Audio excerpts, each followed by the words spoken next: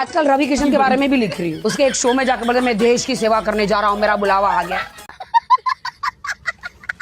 बुलावा आ गया है, घंटे का बुलावा आ गया, तू जाकर रियलिटी शो में नाच रहा है। अरे कौन है वो जनता बहन के टके जो इसको एमपी बनाया है? तब पहले एमपी नहीं था तो उसकी फिल्में नहीं मिलती थी। जैसे एमपी बना पता नहीं क्या कांड कर रहा है, हर फिल्मों में दिखता है। आपने उनको वो डांस करते हुए देखा?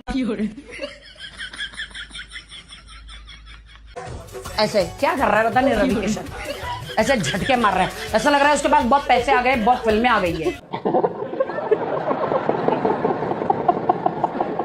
अरे तुम गोरखपुर में जाके बैठो, लोगों गरीब लोगों की सेवा करो। क्या कर रहे हो यार? दोस्तों, अगर आपने काफी दिनों से एक बढ़िया सी एक्टिंग नहीं देखी है तो मैं आपको दिखाती हूँ।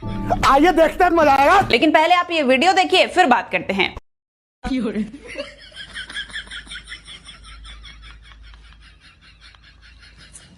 समझ रहे हो?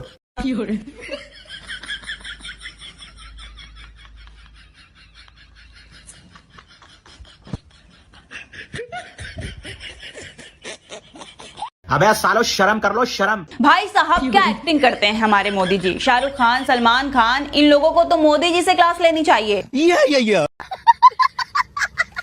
वीडियो में साफ साफ दिखाई दे रहा है कि जेपी नड्डा साहब साथ में बैठे थे, लेकिन महामानव की इज्जत कम ना हो जाए इसीलिए दूसरी तरफ से उतर कर आए फूल देने। जिसके बाद मोदी जी ऐसे रिएक्ट कर रहे हैं जैसे बस अभी अभी मिल रहे हैं। अभी मैं गाली नहीं दे सकता।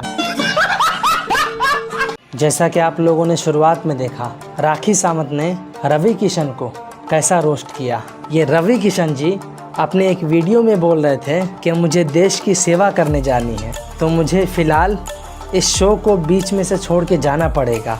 आप लोगों को हमने दिखाया था वो वीडियो कि रवि किशन ने कहा था, उसी का रिप्लाई करते हुए राखी सावंत ने रोस्ट किया है रवि किशन को। क्या राखी सावंत ने जो कहा वो सही कहा? हमें कमेंट बॉक्स में ज़रूर बताइएगा। और ये वीडियो केवल एंटरटेनमेंट के पर्पस से बनाई गई है। इस वीडियो को देखिए, हंसिए और भूल जाइए। तो चलिए वीडियो को शुरू करते हैं। क्या कंगना रनौत को क्या दिक्कत है? राहुल गांधी को नहीं, कंगना को दिक्कत है, क्योंकि कंगना की अभी तक शादी नहीं हुई। ठीक है, तो कंगना ये सोच रही भैया कुछ भी उलूल जुलूल बोलूं, राहुल गांधी मुझ पर नजर डाल दे जिससे कि राहुल गांधी को मैं पसंद आ जाऊं। लेकिन कंगना से शादी करेगा कौन? तुम हो, तुम भी नहीं करना चाहोगे क्योंकि तुम भी ऐसी महिला से शादी करना नहीं चाहोगे। क्यों नहीं करेगा? तुम करोगे कंगना शादी? बताओ करोगे? जरूर करेंगे। कंगना जी आपके लिए एक लड़का भेज रही हूँ मैं, इससे शादी कर लीजिए। ये आपसे शादी करने के लिए तैयार है, राहुल गांधी तो नहीं कर रहे। कम से कम आप एक कैमरामैन, पत्रकार बोलूं, इसी से शादी कर लीजिए आप कंगना जी। ये आपसे शादी करने के लिए बिल्कुल तैयार खड़ा है। सूद तो सूद, छलनी बोले जिसमें 72 छेद। 72 छेद? कंगना रनौत के लिए ऐसी बातें? एक बुढ़िया दूसरे बुढ़िया को बोले नानी। आप बताओ, जेंजी को हमारे कह रही हैं, कौन है ये बीजेपी के सांसद की बेटी आसाम में थी। हाँ। क्या वो घरेलू महिला नहीं बन सकती? नहीं। मैं बीजेपी वाले से पूछना, कंगना बन सकती? कंगना घरेलू महिला है। कंगना क्या क्या बनी है, आप उनका गूगल खोल के देख लो, मैं बोलना नहीं चाहता हूँ। आप खोलिए पूरा उनका। वो देवी है, देवी। वो कौन सी देवी है, हम ये बोलना नहीं चाहते हैं। कहाँ तक पढ़े हो आप? 12th पास कर रखी है। कुछ पता है हिस्ट्री के बारे में? नहीं, मैं हिस्ट्री डिलीट कर देता हूँ। कौन है ये लोग? दोस्तों इसीलिए कहते हैं Bihar is not for beginners. मतलब ये बंदा, इसका नाम है मोहम्मद सदाकत। ये पिछले 4 महीने से रशिया में रह रहा है और जब अभी बिहार में प्रोटेस्ट हुआ तो उसके चलते इस बंदी के खिलाफ बिहार पुलिस ने एफआईआर दर्ज कर दी है। कितने तेजस्वी लोग हैं हमारे पास, कितने शानदार विचार रखते हैं जी। मतलब कोई रशिया में रह के बिहार में प्रोटेस्ट करने कैसे आ सकता है इतनी जल्दी?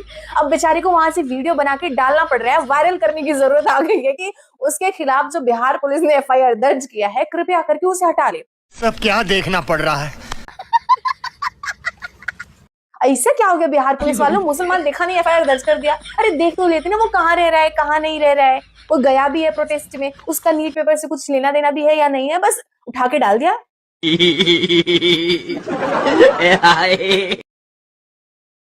जरा सुन लो बेचारी की और बिहार पुलिस को टैग कर दो। क्या कर रहे हो तुम? हाँ, हर जगह AK-47 चला दो, बस यही काम है।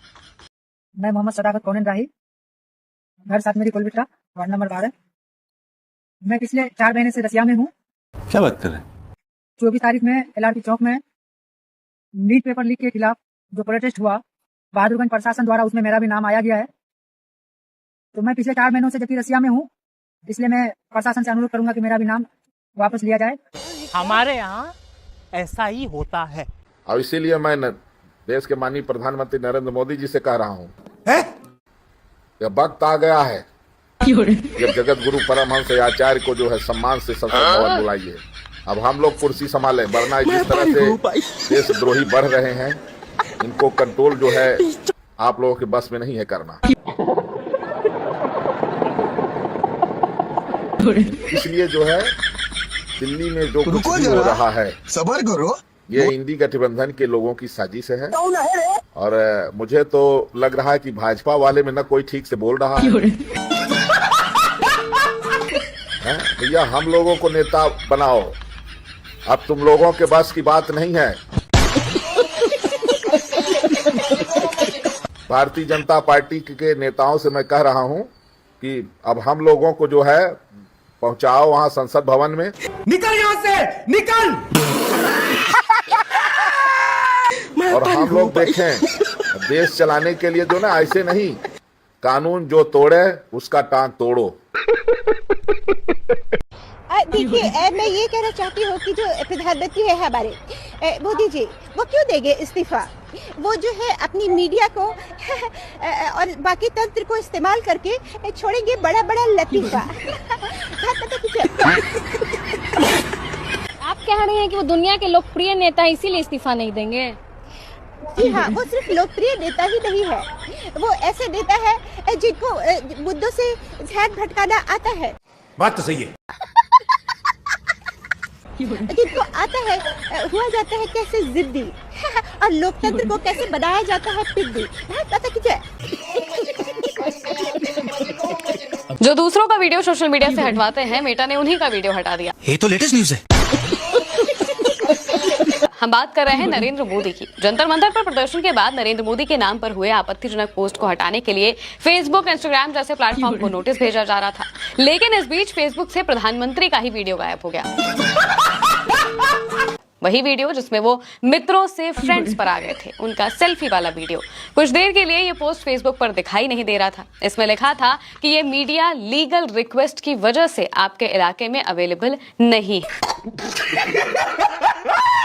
अब लीगल रिक्वेस्ट की किसने, सवाल ये भी है, हो सकता है कि नरेंद्र मोदी और प्रोटेस्ट से जुड़े पोस्ट वीडियोस को हटाने के लिए कहा गया हो, तो मेटा ने प्रधानमंत्री के पोस्ट को भी इसी से जुड़ा मान लिया और उड़ा दिया। जिसके बाद मंत्रालय में बवाल मच गया। मेटा के ग्लोबल हेड को तलब कर लिया गया। फिर नरेंद्र मोदी का फेसबुक से हटाया गया वीडियो मेटा ने दोबारा से रीस्टोर कर दिया। कंपनी ने कहा कि तकनीकी गड़बड़ी की वजह से वीडियो गलती से हट गया। सब क्या देखना पड़ रहा है। मेलोडी जी के लिए कुछ कहना चाहेंगे? मेलोडी के लिए तो बोल रहा हूँ मैं, ये 2 गर्लफ्रेंड है मोदी की। क्या बात कर रहे हैं? एक कंगना है, किसका नाम कंगना, कंगना मजा न देगा, चोरी मजा न देगी। भाइयों बहनों, एक कंगना गर्लफ्रेंड मोदी की और एक मेलोडी, 2 गर्लफ्रेंड है। ये बार बार क्यों जाता है बाहर? ये बार बार जाता है बाहर और कह के जाता है हम जा रहे हैं बाहर, हमारे बाद में मंदिर का माल कर देना पार। हमारे बाद में मंदिर का कर देना माल पार, समझ गए? और कभी कभी मुझे लगता है कि चोरों के तुम हो सरदार, चोरों के तुम हो सरदार। आप कैसे कहें? गडकरी पे भी तो बोलो थोड़ा। इतने तेजस्वी लोग हैं हमारे पास। गड़बड़ी पे वो गडकरी हो, उसको उसके अंदर होगी गड़बड़ी, समझ गए? E20 ले लिया। हाँ, अब ये एक एक करके सब जाएंगे। तानाशाही खत्म हो गई मोदी की, हमें इस्तीफा नहीं होता है। अब हो गया इस्तीफा। ये कंगना रनौत मुंह ही क्यों खोलती हो जब उन्हें उल्टा सीधा ही कहना होता है। अब कंगना ने सरकार के खिलाफ प्रदर्शन करने वाली जिंजी लड़कियों को लेकर गंदी बात कही है। सही पकड़े हैं। कंगना ने जंतर मंतर पर जुटी जिंजी लड़कियों को लेकर कहा है कि ये पढ़ाई में अच्छी नहीं होती है और ना ही खूबसूरत होती है और ना ही इनकी मानसिक स्थिति अच्छी होती है। जिंजी लड़कियों को लेकर कंगना ने कहा है, मैं ऐसी लड़कियों को जनरेशन गटर कहती हूँ। यही नहीं, अभी और सुनिए। जंतर मंतर पर जुटी लड़कियां सिर्फ ड्रग्स लेती हैं, शराब पीती हैं और बॉडी काउंट की अपनी आजादी को दिखाती हैं। अब कंगना के इस बयान पे बवाल मचा हुआ है। अब जिंजी लड़कियां कंगना को आईना दिखा रही हैं। हाँ? गडकरी जी को डर लग रहा है। सूत्रों के हवाले से पता चला है कि एक जैन जी गडकरी जी के कान में आके बहुत सभ्य भाषा में बोल के गया है कि अभी तो प्रधान की आरती उतारी है, अगली आपकी बारी है। अगर विकास मैं सब सोचता हूँ और सुनिए, अगर विकास का यही पैमाना है ना भैया, तो कांग्रेस 63 रुपए में पेट्रोल देती थी, कोई लागू यार। क्या बात है सर, क्या बात है सर, क्या बात, ये बात है। योगी आदित्यनाथ कहीं पे भाषण दे रहे थे दोस्तों, वहाँ पे एक लड़का था जो बोल रहा था बेरोजगारी पे बात करो। योगी आदित्यनाथ की नजर पड़ती है और पुलिस वाले से कहते हैं इसको बाहर निकालो, जितना जल्दी हो सके इस नमूने को बाहर निकालो, वरना ये जिंदगी भर उम्र भर बेरोजगार रहेगा। ठीक है, उसको हटा देते हैं। बता रहा हूँ, इनकी रैली में 100-150 लोग आए थे, 100-150 से ज्यादा नहीं आए थे। ये बेरोजगारी में, शिक्षा में, पढ़ाई लिखाई में बात नहीं करते। ये बड़ी अच्छी बात कही आप। इनको सिर्फ हिंदू और मुसलमान से फुर्सत ही नहीं मिलती है। दोस्तों, आज की रैली में कोई पब्लिक ज्यादा नहीं आई थी। हमारे साथ जुड़ चुके हैं नेता समाज के हिजड़ा। कैसे नेताजी? अच्छे हैं। कहाँ रह रहे आजकल बहुत दिन से? थाईलैंड गए। क्या तरीका, मतलब इस तरह से मतलब हरकत कर? हिजड़ा समाज से आते हैं ना। हाँ, तो इसे जो नेता नहीं काम करता तो हिजड़ा ही है। अच्छा, थाईलैंड गए थे मतलब ना? साला के साथ। साले के साथ, तो साले के साथ कहाँ गए थे? लड़का में इंटरेस्ट में, हिजड़ा है। तू समझा?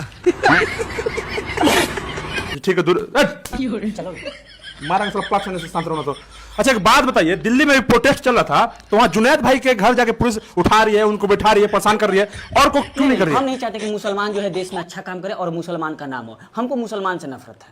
खाओ माँ कसम। अच्छा, हम नहीं चाहते मुसलमान आगे बढ़े। तो हाँ, हिंदू कोई खिलाता तो हम लोग को खुशी होता। मतलब मुसलमान उद्देश्य का नहीं है ना, वो देश का नहीं है, एंटी नेशनल। मतलब आप लोग कहते हैं फंडिंग में बाहर से फंडिंग आ रहा है, बाहर से फंडिंग आ रहा है। विदेश मंत्रालय तो बोला कि ऐसा कुछ नहीं आया है। विदेश मंत्रालय जो है ना, वो हिंदू विरोधी आदमी है। हमसे पूछिए ना, हिंदी विरोधी है। इस तरह का मत करिए। अच्छा, एक बात बताइए, लखनऊ में जौहर यूनिवर्सिटी, उसको तोड़ने का आदेश दिया गया था। जी जी। हाँ, तो आप उसको मतलब तो रोक लगवा दिया ना, तो हम लोग तो तोड़िए देते। ठीक है, रोक तो लगवा दी, लेकिन आप लोग यूनिवर्सिटी या कॉलेज स्टूडेंट से क्या प्रॉब्लम को समझ में नहीं आ रहा? देखिए, चाहे हिंदू हो के चाहे मुसलमान, हम लोग किसी का भी कॉलेज होगा, हम लोग कॉलेज स्कूल तोड़वाएंगे। रीजन है ना, हम नहीं चाहते कि पढ़े लिखे लोग पैदा हो। यहाँ पर हम लोग अंधभक्त बनाना चाहते हैं। अब देखो, वो पढ़ा लिखा, वो दीप क्या आया, अमेरिका में जाकर पढ़ा है ना, यहाँ पर आके वो मंत्री का इस्तीफा दिलवा दिया ना। चार को पढ़ा लिखा दीप के अगर इंडिया में हो जाए तो साला तो हम लोग सब तो इस्तीफे दे देंगे। तो आप लोग काम कहाँ नहीं करते फिर? नहीं, हिजड़ा है ना, इसलिए हिजड़ा लोग काम नहीं करते। अच्छा, मिनिस्टर है ना जी? जी, मिनिस्टर का स्पेलिंग बताइएगा जरा, बताइएगा हमारे समाज को। MONKY, M for monkey, A for Apple. ये तो बचपन से पढ़े हम। बात करो।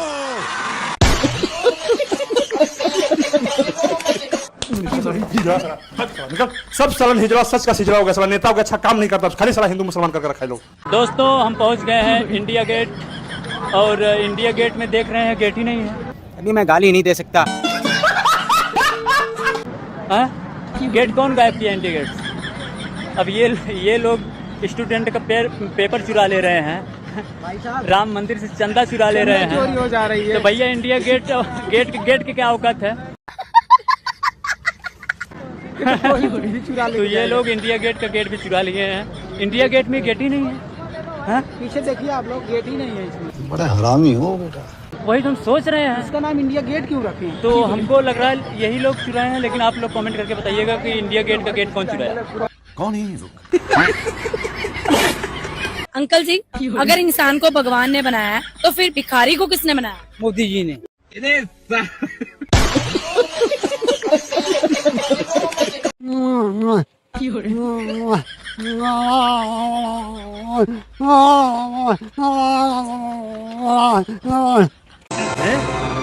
क्या? ये क्या बक रहे हो मात? अच्छा चाचा, इंडिया का सबसे बड़ा रैपर कौन है? मेरे हिसाब में दुनिया का सबसे बड़ा रैपर है मोदी जी।